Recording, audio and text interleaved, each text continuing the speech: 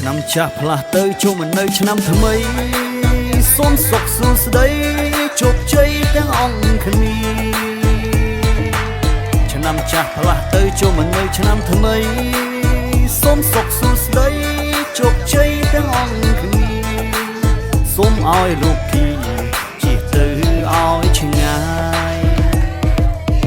ឆ្នាំចាស់ផ្លាស់ទៅកុំឲ្យនៅមកសាច់ជំរះរឿងអាស្រូវរឿងអាក្រក់រឿងកុហកពុកម៉ែតបែឡែដាច់យប់រឿងសេពគប់មនុស្សចិត្តអប្រៃជបរិយគ្រឿងមានយុអភិនកញ្ឆាជូវេតជូម៉ាជូស្រានារីជូឈួតនឹងកេម៉ោងមួយទៅដល់2រីឆ្នាំ18វល់ដល់22ជីវិតឡើងពីតបែឡែគ្មានសល់តែនេះពីមុនគុំគិតវែងឆ្ងាយឆ្នាំថ្មីគុំម្ដាយកែខ្លួនកែខ្លួន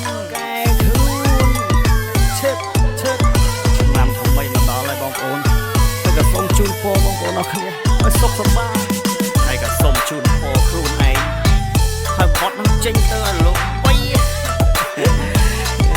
អញ្ចឹងសូមស្ដាប់សំឡេងជូនពរបន្តទៀតឆ្នាំថ្មីជូនពរជួបតែមានគុំក្រជួបតែមនុស្សល្អជាឆ្ងាយអាក្រក់ឲ្យលុយគេខ្ចីលេងមុខស្អុយសប្បាយចិត្តអ្នកចពាក់គេពិតតែក្លាហានឆាប់សងអាជីវករលក់ដូរស្រែកហូរលក់ដាច់ជាងឡានជាងបន្ទប់ក៏លេងធ្ងោថាស្ងាត់អែនរត់ផាស្អាប់លេងវាយកាត់ដូចមុនអ្នកលក់ដីឡូក៏លេងជាកុហកប្រពន្ធតកង់ឡានចិត្តធ្ងន់ក៏លេង